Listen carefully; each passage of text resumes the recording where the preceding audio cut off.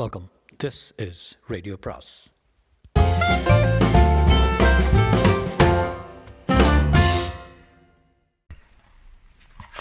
அனைவருக்கும் அன்பு வணக்கம்.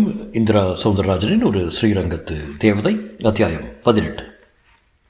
ஸ்ரீராம் சொன்ன பதிலை கேட்டு அதிர்ந்து நின்ற வைத்தியநாதன் அவரது எதிர்பாராத பதிலால் திகைத்து போய் மேற்கொண்டு என்ன பேசுவதென்று தெரியாமல் முழிக்கத் தொடங்கினார். ஸ்ரீராம் அவ்வளவு வெளிப்படையாக பேசுவான் என்று ஸ்ரீதரும் எதிர்பார்க்கவில்லை. மாடியில் இருந்து பார்த்து கொண்டிருந்த ஸ்வேதாவிடமும் விதிர்ப்பு.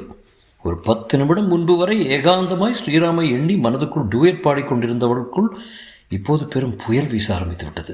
வைத்தியநாதனுக்கும் ஸ்ரீராமுக்குமான வாக்குவாதம் அந்த ஃப்ளாட்டில் குடியிருப்பவர்களையும் மெல்ல எட்டி பார்க்க வைத்திருந்தது. அவர்கள் பார்ப்பதை கவனித்த வைத்தியநாதன் வேகமாக சுதாரிக்க ஆரம்பித்தார்.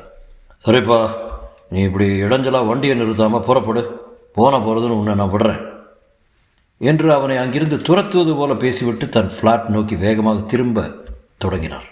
ஸ்ரீராம் அவரின் இந்த பின்வாங்கலை துளி கூட எதிர்பார்க்கவில்லை.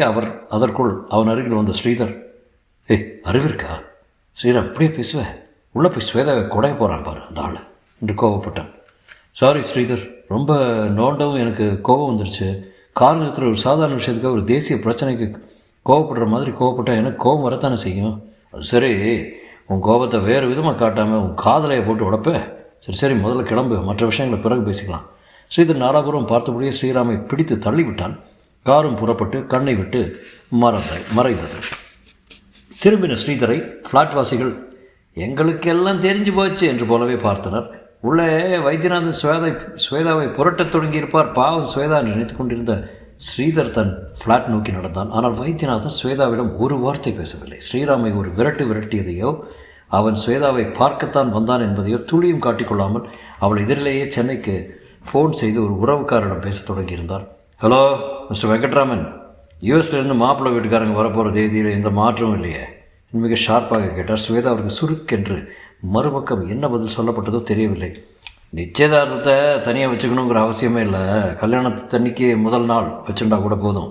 பதபாய், என் பொண்ணுக்கு விசா கிடைக்கிறதுல எதுவும் சிக்கல் இருக்காதே என்று அவர் திருப்பி கேட்டதில் ஸ்வேதா கிறுகிறுத்து போனால் வேகமாக சென்று கதவை தாழ்த்தி கொண்டு தன் செல்ஃபோனை எடுத்து ஸ்ரீராமை பிடிக்க முனைந்தாள்.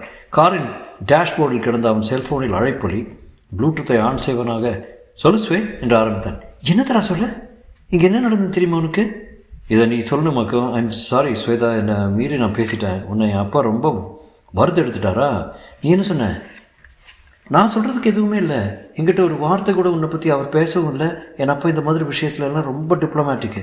எதை பேசணும் எதை பேசாமல் இருக்கணுங்கிறத அவரை அடிச்சுக்க ஆளே கிடையாது. இந்த நிமிஷம் அந்த அமெரிக்கக்காரனோட எனக்காக கல்யாணத்துக்கு 100% செய்ய மும்முரத்தில் இறங்கிட்டார். எனக்கான விசா பற்றியெல்லாம் பேச ஆரம்பிச்சிட்டார். அப்படி போடு, ஹாலிவுட் சினிமா வில்லனை எல்லாம் உங்கள் அப்பா விழுகிட்டார் ஸ்வேதா. இந்த விமர்சனத்துக்கு குறைச்சிடல, சும்மா கிடந்த சங்கம் நல்லா ஊதி கெடுத்து போயிட்டுறா. நீ லைஃப்பில் எந்த விஷயம் எப்போ நடக்கும் தெரியாதுன்னு சொல்வா. அது எனக்கு இப்போ தான் புரியுது. சரி, நான் இப்போ என்ன செய்யணுங்கிற? அதை நீ தான் சொல்லணும்.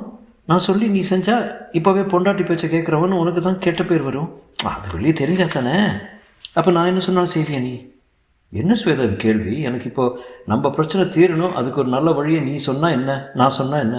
நான் சொல்லிடுவேன், ஆனால் உன்னால் தான் அதை செய்ய முடியாது. என்ன ஸ்வேதா அப்படி சொல்லிட்ட?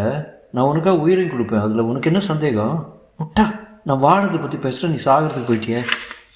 நான் சாகக்கூட தயாராக தான் சொல்லணும்னு வந்தேன்.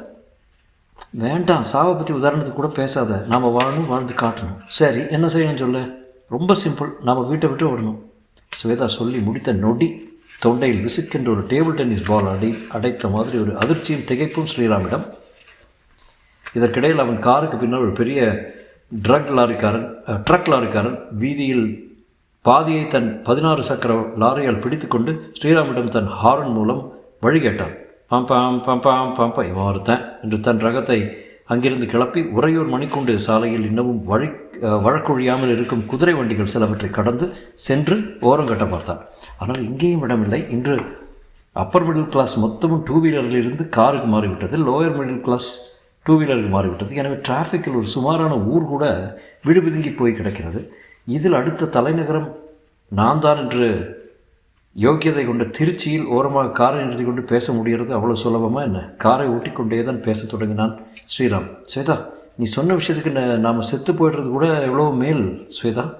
என்றான். என்ன சொல்கிறது? நான் ரெடி, நீ ரெடியான்னு நல்ல டைம் எடுத்து யோசிச்சு சொல்லு. ஒன்று மட்டும் நிச்சயம், எங்கள் அப்பாவை எந்த வகையிலும் சம்மதிக்க வைக்க முடியாது. அவர் சாதாரண விஷயங்கள்லேயே அவர் நினச்ச மாதிரி தான் எல்லோரும் நடக்கணும்னு விரும்புவார். ஹோட்டலுக்கு போனால் அவருக்கு பிடிச்சது தான் எங்களுக்கு பிடிக்கணும். அப்படிப்பட்டவர்.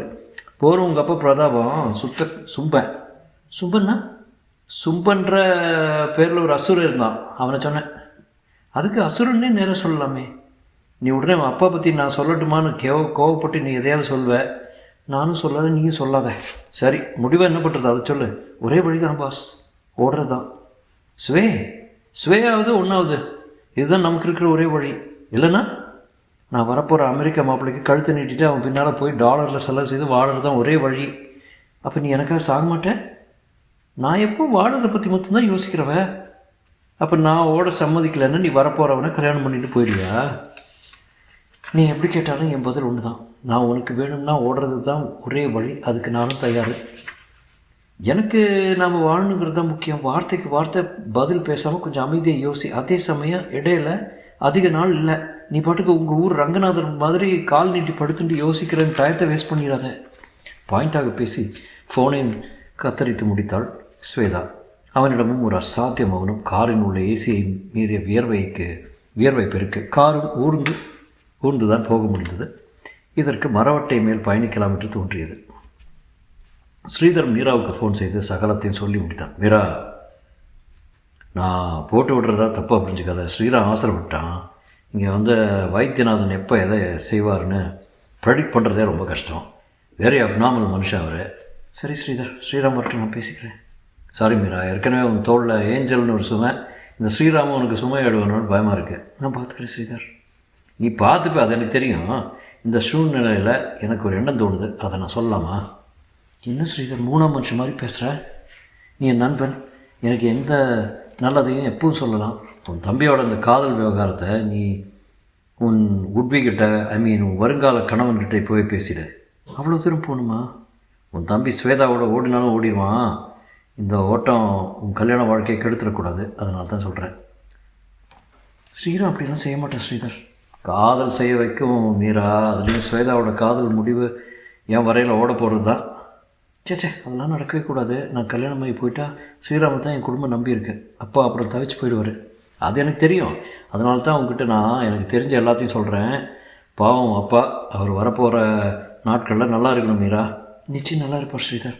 நான் இருக்கிற வரைக்கும் என் குடும்பத்துக்கும் கௌரவ குறைவு எதுவும் வந்துடாது. வரவும் விட மாட்டேன். நான் சொன்னதையும் செயல்லையும் காட்டிடும் மீரா. நான் வச்சிடுறேன். ஸ்ரீதர் ஃபோன் பேசி முடித்திட மீராவும் சிந்திக்க தொடங்கினாள். குழந்தை தூங்கிக் கொண்டிருந்தாள். மீரா மெல்ல நடந்து மாடிக்கு சென்றாள். ஜன்னல் வழியாக வெளியே தெரிந்த கோபுரங்களை பார்த்தால், நிறைய புறாக்களையும் பார்த்தால். கோபுரங்களை கட்டுவதே இந்த மாதிரி புறாக்கள் வசிக்க வேண்டும் என்று திட்டமிட்டே செய்தது போலவும் தோன்றியது. இப்படி ஒரு விஷயம் இல்லாவிட்டால் இந்த இனம் தாங்கள் வசிக்க என்ன செய்யும் என்று தனக்குள் கேட்டுக்கொண்டால், அந்த கோபுரம் அவளுக்குள் ஒரு புதிய சிந்தனையை தோற்றுவித்தது. அந்த புறாக்களுக்கு பெருமாள் கோவில் கோபுரமும் கிறிஸ்தவ தேவாலய பேதங்களும் எல்லாம் இல்லை. ஒருவேளை அப்படி ஒன்று உருவானால் என்னாகும் என்று யோசிக்கும் போதே மனது பாரமாகி போனது. மாடி ஜன்னல் வழியை பார்த்தபோது ஸ்ரீராம் காரை செலுத்தியபடி வருவதும் தெரிந்தது. இப்போது தான் ஒரு பிரச்சனை, ஒரு தற்காலிக அமைதியை அடைந்திருக்கிறது. இவனால் ஒரு புதிய சிக்கல் தோன்றிவிடுமோ என்று பயந்தவள் ஒரு முடிவுக்கு வந்தாள். அது தொடரும்.